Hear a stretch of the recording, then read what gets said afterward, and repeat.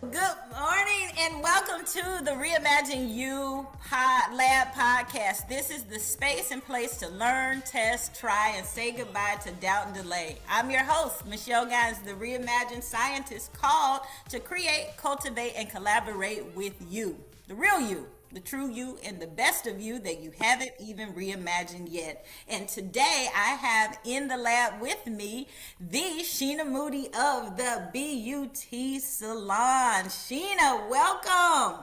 Hey, hey, hey. Hey, we are glad to have you in the lab with me today, and I'm super excited that you are here. And I just want to tell everybody that here in the lab, we are always talking about innovative ways. We're talking about change, and when we're talking about change, it's always I always like to bring smart, witty, and wise men and women into the lab that have made some changes over the course of their lives. And so that's what the conversation is going to be about today.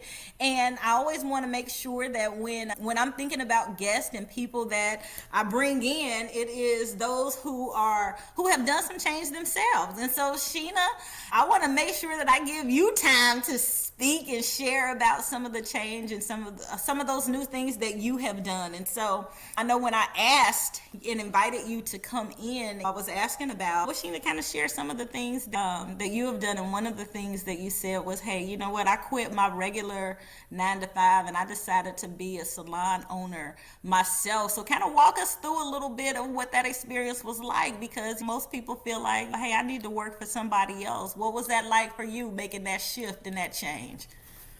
Wow.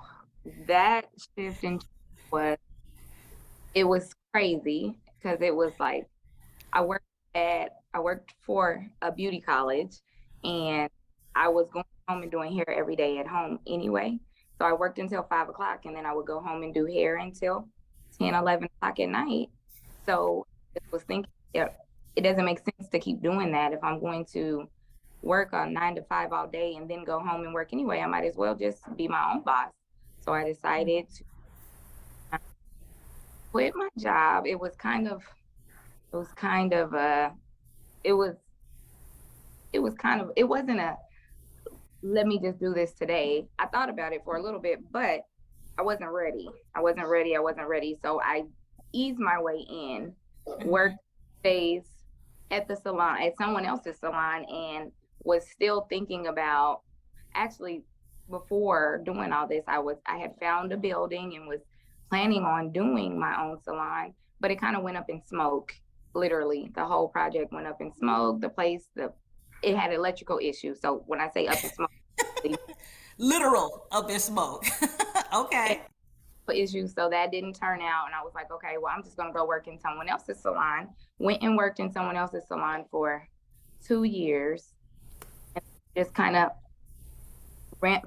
The person who I got the building from for my own salon was actually a hair distributor, a product distributor. And she was like, I'm leaving out of here. This will be great for you. You should look into seeing it. She gave me all the information and I kept on saying, no, I don't want to do that. I don't want to be the owner of a salon. I've seen all the issues at dealing with the girls, the drama that came along with it, and then, having to make sure that people are paying you your money and all the things, just listening to the salon owner there. And I didn't want to do it, but I went and looked at it and it was just like, it didn't make sense not to do it. So went out on a limb.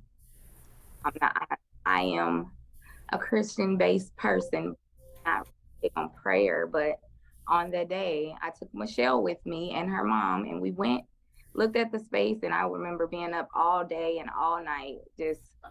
I put the application in, waiting for the lady to approve it, and I was so shocked that she did it, but I was so happy, and it Yeah. was just a new beginning, and Yeah. I wasn't really ready, but it happened, and I've made it work. Yeah, you know what's kind of cool though, Sheena, about that story is like that was the entry there. But when you think about, like, I always believe that, like, there's gifts, like there's a scripture in the Bible that says that your gifts will make room for you and bring you before great men. And it's kind of like your like that's a gift. Like you've been doing hair, like, yeah, you were working at a beauty college and doing hair at night, You've always been doing hair like on the side and like in your house and like forever. So it was like it was just a matter of time before you were going to have your own space and doing it for yourself. Like it was just a matter of time. Yes. And like that just became the point of entry. And like it was meant, it was always meant to be, I believe. Yeah. I'm starting to believe that myself. Yes, yes, you're correct. 100%. Yeah, yeah, no, no. You know what? One of the things that you said too was that because of that, because of the opportunity, and okay, so now she said yes. You have gotten into your own space. You're doing it for yourself. That it has lent itself to be a benefit in some other ways. That now you're like a better money manager and a better communicator. So tell us a little bit about what that's been like. How did that change? How did that evolve you, or how have you evolved because of being a business owner? It has made me have to, it's made me have to know, because before I kind of just lived, I got a check, I lived off of, I knew what I had for the week, half the time I might, or the 2 weeks or whatever. But now, but I didn't really work on saving anything. I had my, I had my bills at home, but I also had my husband at home to help me with those bills. And now being a salon owner, not that he doesn't help me, but I know that the overhead is mine, essentially. It's mine.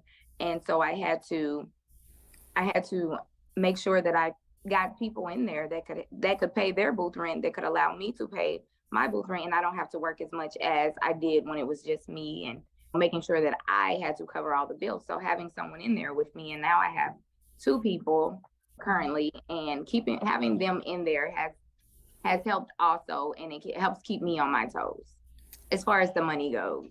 Yeah, Now, the bigger issues is the people and the attitudes. Well, I want people to come in and it's a great space, a good vibe when you walk in the door. You're not feeling like negativity, any of that. So now it's, you got to find the right people. Now yeah. the got to be in here, and you essentially have to mesh together. You can't be you. Sorry, You got to set the atmosphere. it has to be a good atmosphere, and for the most part, that's what it has been. I've worked in the salons where it's been drama, drama, drama.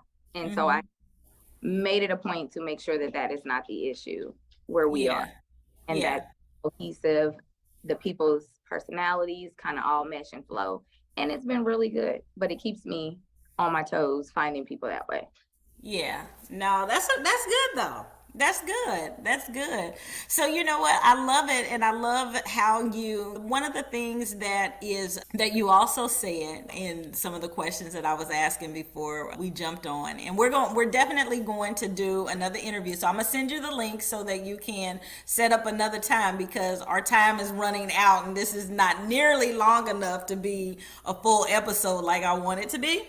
But one of the things that you said that I want to talk about is just not being afraid and betting on yourself. And I think that's important. I think that people need to do that, especially young people. You're a millennial, right? Or do you fall in the millennial group?